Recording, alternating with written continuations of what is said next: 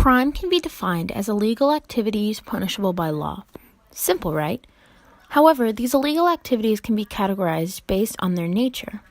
These include violent, property, white-collar, organized, and consensual crime. What is violent crime? In 2016, an estimated 1,248,185 violent crimes occurred nationwide. Violent crimes include rape and murder. Rape is becoming increasingly prominent.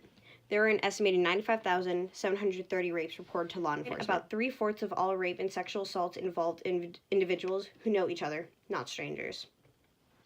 It is estimated that 1/3 of women on the planet have been raped or sexually assaulted, beaten, or physically abused in some other way. In 2016, the estimated number of murders in the nation was 17,250. Most homicides are interracial. Homicide rate is much higher in large cities than in small towns. The homicide rate rose in the late 1980s and peaked during the early 1990s, before declining sharply until the early 2000s, and then leveling off and declining a bit further since. The next type of crime we have is property crime. Property crimes are burglary, larceny, motor vehicle theft, and arson crimes. These crimes are quite common, with larceny theft being the most common type of property crime within the U.S.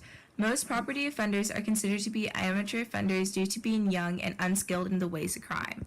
The chart shown on the screen depicts the number of arrests for property crimes in the U.S. in 2016, sorted by type and age. So next, we have white-collar crime. Now, when people hear the term crime, they often think of violent crime because that's the type that's projected in the media. But white-collar crime is actually one of the more harmful types of crime because it causes great economic loss and physical injury. So what actually is white-collar crime?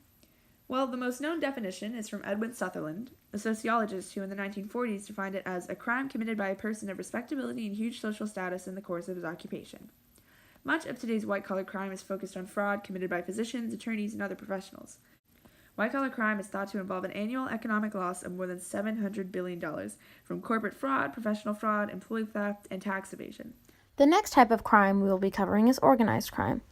Organized crime can exhibit some overlap with white-collar crime. But what exactly is organized crime?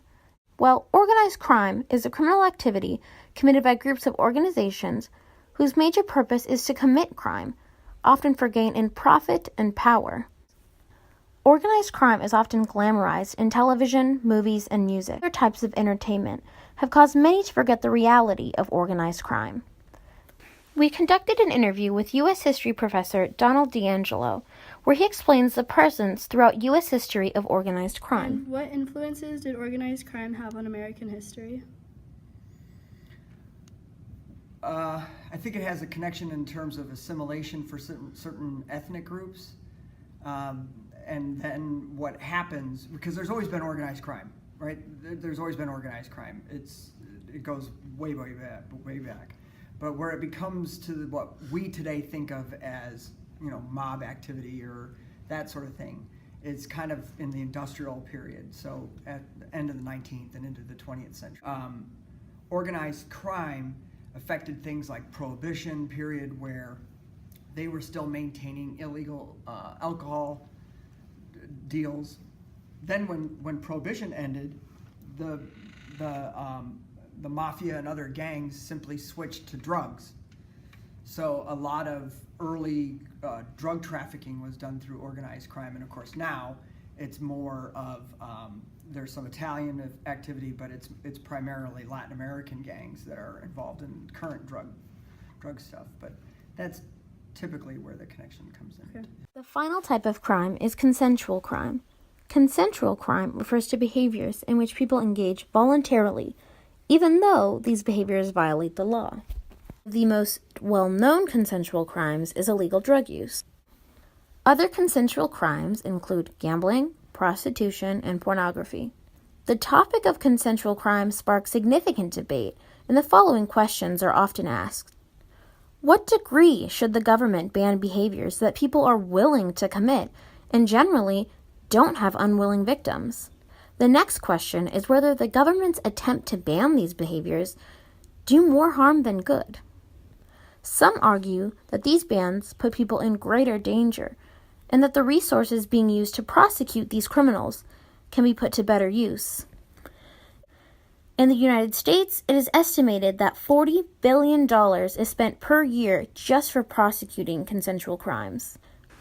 This cost, in addition to the costs of incarcerating people, seems outrageous to many. Overall, consensual crimes remain illegal, but still also remain a hot topic for discussion. All crime may have one common link of being acts against the law. However, crime can also vary, leading to different punishments, perceptions, and more.